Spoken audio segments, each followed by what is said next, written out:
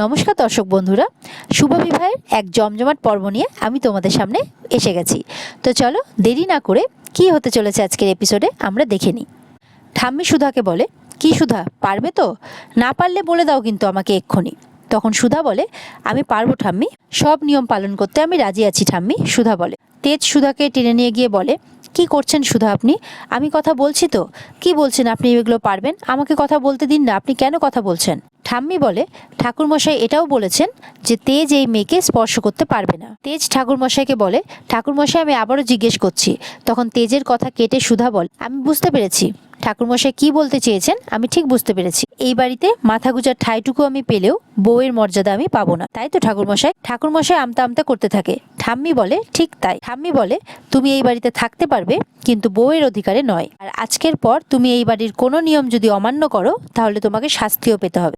সুধা বলে, বেশ ঠাম্মি, এই বাড়ির সব নিয়ম আমি অক্ষরে অক্ষরে পালন করব। ঠাম্মি মনে মনে ভাবে, তোমাকে মাথায় করে যেইভাবে আমি এই বাড়ি নাতবৌমা করে নিয়ে এসেছিলাম, এইবার ঠিক তার উল্টোটা হবে। এই বাড়ি থেকে শুধু না, তেজ দাদু ভাইয়ের জীবন থেকে তোমাকে দূর দূর করে বিদায় করব আমি। সঙ্গে সঙ্গে সুধা মাথার ঘোমটা খুলে দিয়ে আঁচলটা কোমরে গুজে ফেলে। সবাই তো এটা দেখে খুব অবাক হয়ে যায়। হাসতে থাকে সুধা। আপনি যা যা বলবেন তাই হবে ঠাম্মি। তখন ঠাম্মি বলে, এসব কি করছো তুমি? সুধা বলে, আপনি যা বলেছেন আমি তাই করছি। ঠাম্মি বলে, এত বড় সাহস তোমার? তখন ঠাম্মির কথা কেটে সুধা বলে, আমি তো আজ থেকে এই বাড়ির বউ নই ঠাম্মি, তাই কোনো কর্তব্য বা নিয়ম পালনের দায়ও থাকে না আমার। আর ঠাকুরমশাইয়ের বলা নিয়ম কানুনগুলো আমি মন প্রাণ দিয়ে মানব, কথা দিলাম ঠাম্মি। ওদিকে তেজের বাবা তো দেখছি ভালোই হাসছে মনে মনে সুধার কথা শুনে।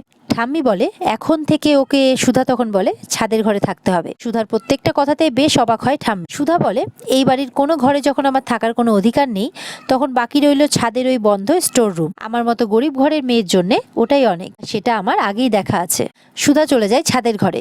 মেজমা, সুধার শাশুড়ি মা সবাই অবাক হয়ে দেখতে থাকে। মেজমা বলে, ও দিদি ভাই, বড় বৌমার কি হলো গো এসব? তেজের মা বলে, আমি কিছু বুঝতে পারছি না মেজো। তেজের বাবা বলে, এই বাড়িতে এরকমই একজনের দরকার ছিল, হ্যাঁ, বলে হাসতে থাকে। তরিতা জ্যোৎস্নাকে বলে, ঠাকুরজি গো, দিদি ভাইয়ের মনে হয় মাথাটা খারাপ হয়ে গেছে। এদিকে দেখা যাচ্ছে সুধা স্টোর রুমটা পরিষ্কার করার কাজে লেগে পড়েছে। তরিতা চুপ করে দেখতে থাকে। মনে মনে বলে, কোথায় ভেবেছিলাম ঠাম্মি শাস্তি দিলে দিদিভাই দুঃখ পাবে, মনে মনে কষ্ট পাবে, তো দেখছি দিদিভাই আনন্দ করে ঘর পরিষ্কার করছে। সুধা বলে, বাবা, নিচের ঘরগুলো কেমন যেন জেলখানা, আর এই ঘরটা কত সুন্দর খোলামেলা, ইচ্ছে করলেই ছাদে যাওয়া যায়। আর এখানে তো আমাকে পাহারা দেওয়ারও কেউ নেই, আমি এখানে একেবারে মুক্ত। এরপরে সুধা ধুলো ঝাড়লে সেই ধুলোটা তরিতার মুখে গিয়ে পড়ে। তরিতা বলে, ও বাবা, দিদিভাই তো চিলেকোটার চেহারাই একদম পাল্টে দিচ্ছে, আবার হাওয়াও খাবে। এত বড় শাস্তি পাওয়ার পরেও একটা মানুষ কিভাবে হাসতে পারে, কিভাবে ও দুঃখের মধ্যে আনন্দ খুঁজে নিতে পারে, কিছুই বুঝতে পারছি না। এই সমস্ত কথা বলতে থাকে তরিতা। তরিতাকে দেখে ফেলে সুধা আর মনে মনে বলে, এটা তো সবে শুরু তরিতা, এরপরে এই বাড়ির মেয়েরা বউরা সব সুধার দেখানো পথেই হাঁটবে। নিয়ম এবং শাসনের বেড়া ভাঙবে, স্বাধীন হবে। এই বাড়ির মেয়ে বউরা মাথা নিচু করে নয়, বসু মল্লিক বাড়িতে মাথা উঁচু করে থাকবে। এই লড়াইটা ঠাম্মির বিরুদ্ধে নয়, ঠাম্মির ঠিক করা নিয়মগুলোর বিরুদ্ধে। যেই নিয়মের বেড়াজালে এত বছর সবাই আবদ্ধ থেকেছে, তাই এই লড়াই আমার একার নয়, সবার জন্য আমাকে এই লড়াই লড়তে হবে, জিততেই হবে। ঘর পরিষ্কার করতে থাকে আর একে একে এগুলো কথা বলতে থাকে সুধা। আজ থেকে এই বাড়ির সবাই সুধার এক অন্য রূপ দেখবে। ঠাকুরমশাই বলে ঠাম্মিকে, আচ্ছা মা, আপনি আপনার বড়নাথ বৌমাকে যেই নিয়মগুলো বললেন, যে বিধানগুলো দিলেন, এটা তো কোনো শাস্ত্রে লেখা নেই, এতে আমার কোনো পাপ হবে না তো? আচ্ছা, আপনার পাপ হবে কেন? আপনাকে তো আমি আমায় কোনো বিধান দিতে বলিনি, যা বলার আমি বলেছি। হ্যাঁ, আপনার কথায় সব বিধান আমি দিয়েছি, কিন্তু আপনার নাত বৌমাকে আমি আগেই দেখেছি, আমি তাকে অন্য শাস্তি দিতে চেয়েছিলাম, কিন্তু এইসব নিয়মে বাধা পড়ার মেয়ে কিন্তু আপনার বৌমা নয়, যেমন বুদ্ধিমতী তেমনই সাহসী। ঠাম্মি বলে, দেখুন ঠাকুরমশাই, আমার চুলগুলো কিন্তু এমনি এমনি পাকেনি।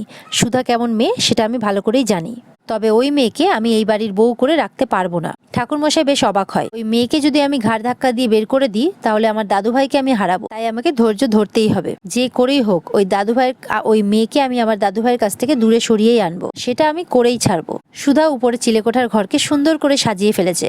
কেউ দেখে বলতেই পারবে না যে এই ঘরটা একদিন স্টোর রুম হিসেবে বন্ধ ছিল। দেখে মনে হচ্ছে কত ফুরফুরে খোলামেলা সুন্দর একটা সাজানো গোছানো ঘর। এরপরে লাইটটাও ঠিক করার চেষ্টা করে সুধা, কিন্তু কিছুতেই পারে না, মনে হয় লাইট কেটে গেছে, তাই হেরিকেনের আলোতেই সুধা থাকে। তারপর টপ থেকে মাটি নিয়ে গণেশ ঠাকুরের মূর্তি বানাতে থাকে সুধা। সুধা বলে, হে গজানন, তোমার কাছে যাওয়ার অনুমতি তো আমার নেই, তবে তুমি তো সব জায়গায় বিরাজমান, তাই এই ছাদেই কালকে পুজো করব তোমার আমি। এদিকে তেজ তো নিচে চিন্তা করতে থাকে, সুধা ওপরের ঘরে একা, কি যে করছে কে জানে, একবার গিয়ে দেখলে তো ভালোই হতো। যখনই যেতে যায় তখনই পেছনে তো ঠাম্মিরা সবাই বসে রয়েছে, কারোর চোখের আড়ালে যেতেও পারছে না।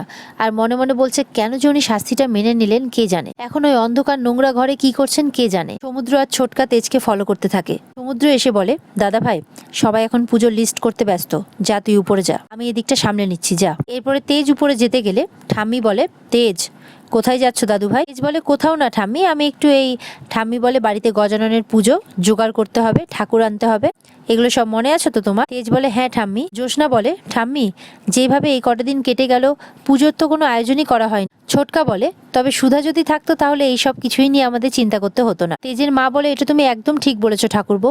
তখন কাজের মেয়েটিও বলে, সত্যি গো, বৌমনি যেভাবে একা সবটা সামলায় ঠাম্মি খুব রেগে যায়। শিলাকে বলে, তোমার কোনো কাজ নেই আর? সবাই তখন চুপ করে যায়। শিলা বলে, আমি বললেই দোষ, বাকিদের কারোর কথা আর কানে যায় না বলে ওখান থেকে চলে যায়। ঠাম্মি বলে, তোমরা ভুলে যেও না, সুধা এই বাড়িতে আসার বহুদিন আগে থেকেই আমাদের বাড়িতে গজাননের পুজো হয়, আর এবছরেও হবে। গজাননের পুজো কারোর জন্য আটকে থাকবে না। জ্যোৎস্না বলে, আসলে বাড়ির পুজো ফ্যাক্টরির পুজো কি করে দুটো পুজো একসঙ্গে হবে, কে সামলাবে এগুলো সব? ঠিক সেই সময় ইমন আর ইমনের মা আসে ডেকোরেশনের সমস্ত জিনিসপত্র নিয়ে। ইমন এসে বলে, ঠিক এই সমস্ত জায়গাগুলো সাজাতে হবে ভালো মতো করে। ইমনকে দেখে আর তার সাজানো গোছানোর এই প্ল্যানিং দেখে তো সবাই বেশ অবাক হয়। তেজ বলে, এ কি, তোমরা এখানে কি করছো? তেজের বাবা বলে, এই মেয়েটা ওই নিয়ম না? তখন মেজো কাকা বলে, নিয়ম নয়, ইমন ও এই বাড়িতে কি করছে? তেজের বাবা বলে। তেজ ইমনের কাছে যায়, বলে, তোমার সাহস হলো কিভাবে এই বাড়িতে পা রাখার, কি কারণে এসেছো এখানে? ইমন বলে, তেজ কালকে গণেশ চতুর্থীর পুজো, আমি জানি যে এই বাড়িতে পুজো খুব ধুমধাম করে হয়, তাই এবছর যা হয়েছে তাতে তো কারোর মন ভালো নেই, তাই সব দায়িত্বটা এবার আমি নিয়ে। হাউ ডিয়ার ইউ, তোমাদের সাহস হলো কিভাবে এই বাড়িতে ঢোকার? তেজ বলে, বেরিয়ে যাও এখান থেকে এক্ষুনি।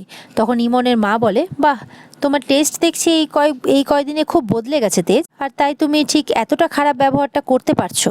ঝিনুক সমুদ্রকে ফোন করছে। সমুদ্র মনে মনে ভাবে, ঝিনুক কেন ফোন করছে?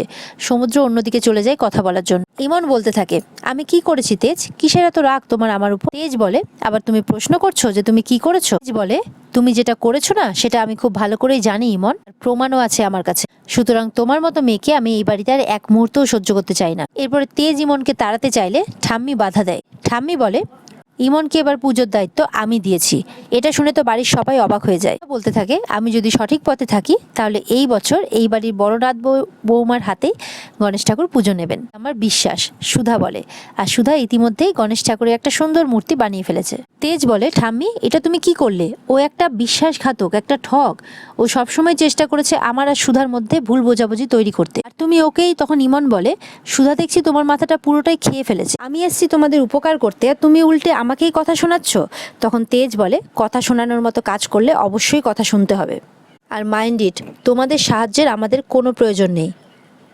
ঠাম্মি বলে, দরকার আছে কিনা সেটা তো আমি ঠিক করবো দাদু ভাই, নাকি আমার সিদ্ধান্তগুলো এখন থেকে তুমিই নেবে? তেজ বলে, আমি তোমার উপরে কোনো সিদ্ধান্ত নিচ্ছি না ঠাম্মি। ঠাম্মি বলে, তোমার মনে নেই তোমার বিয়ের সময় এই ইমনকেই তো তুমি সমস্ত দায়িত্ব দিয়েছিলে, আর এত কিছুর পরেও সে তার দায়িত্ব খুব সুন্দর করেই পালন করেছে, তাই আমার মনে হলো এবারের পুজোর দায়িত্ব ও খুব সুন্দর করে পালন করতে পারবে। আর ঠাম্মি বলে, তাছাড়া আমি খোঁজ নিয়ে দেখেছি যে পরশুদিন আমাদের অফিসে গণেশ চতুর্থীর পুজো হবে, কিন্তু তুমি তার কোনো আয়োজনই করনি, আগে যেটা তুমি 1 মাসের মধ্যেই করে ফেলতে, তার মানে এখন তোমার মন অন্য কোথাও ব্যস্ত আছে, তাই এবছর আমি পুজোর সব আয়োজন ইমনের কোম্পানিকেই দিয়েছি। তেজ বলে, তুমি সত্যিই চাও ঠাম্মি যে এই বছরের ইমনের মানে আমাদের ফ্যাক্টরির পুজোর কাজ ইমন সামলাক, ইমনের কোম্পানি সামলাক? শুধু এই বছরের নয়, এরপর থেকে আমাদের কোম্পানির এবং বাড়ির সমস্ত উৎসবের কাজ ইমনের কোম্পানি সামলাবে, আর এটাই হচ্ছে আমার শেষ সিদ্ধান্ত। ঠাম্মি বলে, আর একটা কথা, ফ্যাক্টরির পুজোর দায়িত্ব যেমন থাকবে ইমনের উপর, তেমনি বাড়ির সমস্ত পুজোর দায়িত্ব থাকবে তরিতার উপর,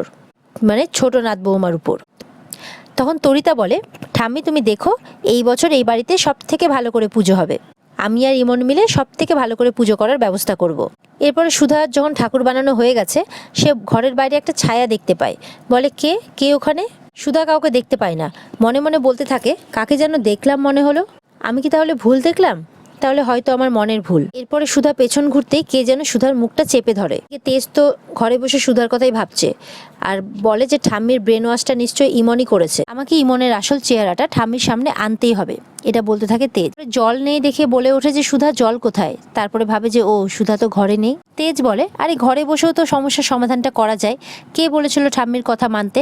না, ওনার তো রাগ রাগ আর শুধুই রাগ, আখ্যানা এইটুকুনি, কিন্তু সবসময় রাগ নাগের ডগাতে বসে থাকে। রাগে মুখ ফুলিয়ে তো সকাল থেকে কিছু খানো নি। তেজ ভাবে অনেক তো রাত হলো, এতক্ষণে সবাই যে যার ঘরে চলে গেছে, আমি এবার কিছু একটা ব্যবস্থা করি। তরিতা বলে আমি ঠিক জানতাম দাদা ভাই, তুমি ঠিক ছাদের ঘরে দিদিভাইয়ের সাথে দেখা করতে যাবে, সেই সুযোগটাই তো আমি খুঁজছিলাম। এই ঘরে এখন দাদা ভাইও নেই আর দিদি ভাইও নেই, আছে শুধু সেই সোনার মুকুট যেটা এখন আমার হবে। এরপরে আলমারির চাবি খুঁজতে থাকে তরিতা। আলমারির চাবিটা পেয়েও যায় তরিতা। দেখা যায় আর কেউ নয়, ঝিনুক মুখটা চেপে ধরেছে সুধার। ঝিনুক এসেছে, বলে অনেক কষ্ট করে সবার আড়ালে আসতে হলো আমাকে। সমুদ্র বলে দেখো না, সবার চোখের আড়ালে পেছনের দরজা দিয়ে নিয়ে এসেছি আমি ওকে উপরে, যদি দেখে ফেলতো না। তখন ঝিনুক বলে ধাত বাবা, এত ভীতু কেন আপনি বলুন তো? ঝিনুক বলে মনে রাখবেন ডারকে আগে তালপুরি হে। সুধাকে বলে বুঝলি না তো, বস বস আমি বোঝাচ্ছি। ঝিনুক বলে দেখ আমি তোর জন্য পাড়ার দোকান থেকে ডালপুরি এনেছি। ঝিনুক তখন সুধা তখন বলে তুই আমাকে ডালপুরি খাওয়াতে এসছিস এখন এত রাত্রে, এতটা রিস্ক নিয়ে? ঝিনুক বলে দেখ আমি না সমুদ্রের কাছ থেকে সবটা শুনেছি, আর শোনার পর থেকে না তোর জন্য মনটা কেমন করছিল, কিন্তু দিদি তুই এখানে এইভাবে থাকতে পারবি? সুধা বলে আমি এখানে খুব ভালো আছি রে, একটা জিনিস দেখবি, আয় আমার সাথে। ঝিনুককে বলে ওই দেখ খোলা আকাশ, আর যেই ছাদটা দেখতে পাচ্ছিস ওটা কিছুদিন আগে আমি নিজে হাতে মেরামত করেছি। সমুদ্র বলে সত্যি বৌদি খুব সুন্দর সাজিয়েছো তুমি। ঝিনুক বলে ঘর তো সাজালি, কিন্তু জামাইবাবুর থেকে দূরে থাকতে কষ্ট হবে না তোর? সুধা চুপ করে থাকে, বলে যে আমার কষ্ট হলে ওনার বয়েই গেছে। দিকে দেখা যাচ্ছে তেজ চুপ করে রান্নাঘরে ঢুকছে, বলে কেউ দেখে ফেলার আগে চটপট রেডি করে নি। সুধার জন্য খাবারের প্লেট সাজাচ্ছে তেজ। সুধা বলে উনি হয়তো অভিমান করে নিচের ঘরে মুখ ফুলিয়ে বসে আছেন, কিন্তু এদিকে দেখা যাচ্ছে সুধার জন্য খাবারের প্লেট সাজাচ্ছে তেজ। যেমন নাম তেমন কাজ, সুধা বলে, আর মুখ ফুলিয়ে ব্যঙ্গ করতে থাকে। সবেতেই তেজ মিস্টার বসু মল্লিকের কথা বলতে থাকে আর মনে মনে হাসতে থাকে সুধা। আর ওদিকে তেজ সবার চোখের আড়ালে গিয়ে সুধার জন্য খাবারের থালা সাজাচ্ছে। এখানেই আজকের পর্ব শেষ হয়ে যায়। তো বন্ধুরা কেমন লাগলো তোমাদের আজকের পর্ব জানাতে ভুলবে না কিন্তু, আর ভালো লাগলে অবশ্যই চ্যানেলকে লাইক কমেন্ট আর সাবস্ক্রাইব করে দেবে। দেখা হচ্ছে তোমাদের সাথে এরকমই আরেক জমজমাট এপিসোড নিয়ে, ততক্ষণ ভালো থাকবে সবাই, টাটা।